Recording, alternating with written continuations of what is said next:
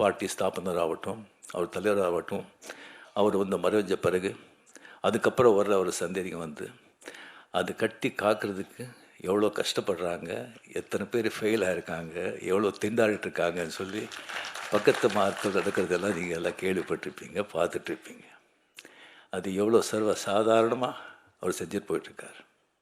அதுக்கு மேலே எனக்கு வந்து ரொம்ப ஆச்சரியமான விஷயம், நான் பிரமிப்பு போகிறது எப்படின்னு சொன்னால், எப்போவுமே வந்துட்டு இந்த ஸ்கூல் டீச்சர் வரும்போது ஸ்கூல் டீச்சருக்கு இந்த நியூ ஸ்டூடெண்ட்ஸுங்க வந்து ப்ராப்ளமே கிடையாது, ஈஸியாக வந்து சமாளிச்சிடுவாங்க.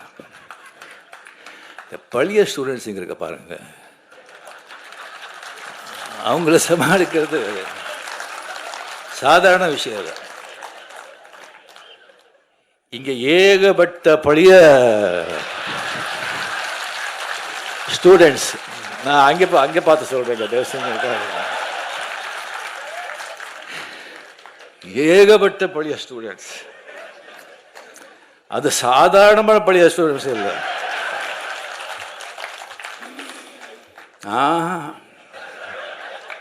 அசாத்தியமானவங்க. எல்லாருமே வந்து ஃபெயில் ஆகிட்டாங்க, இல்லை அவர் ரேங்க் வாங்கிட்டு அந்த கிளாஸை விட்டு போக மாட்டோன்னு உட்காந்துருக்காங்க.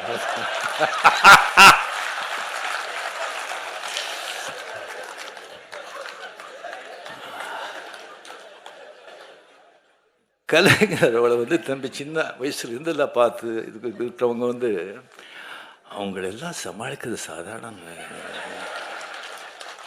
ஒருத்தர் வேண்டாங்க, துரைமுருகன் சொல்லி ஒருத்தர் இருக்காரு,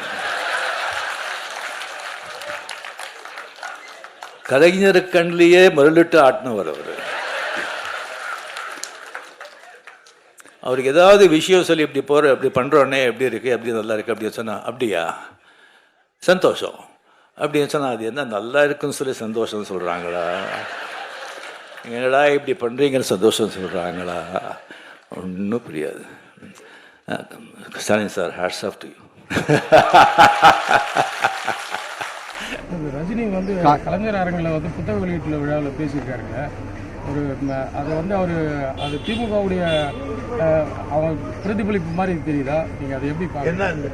நேற்று எதுனா ரஜினிகாந்த் அமைச்சர்கள் வச்சுக்கிட்டு கலைஞர் வச்சு ஸ்டாலின் ரொம்ப கஷ்டப்படுறாருன்ற மாதிரி ரஜினிகாந்த் அதே மாதிரி தாங்க. மூத்த நடிகர் எல்லாம் வயசாகி போய் பல் உழுந்து போய் தாடி வளர்த்து ஆக நிறைய நடிக்கிறதுனால இளைஞர்களுக்கு வாய்ப்பு இல்லாம இருக்கா?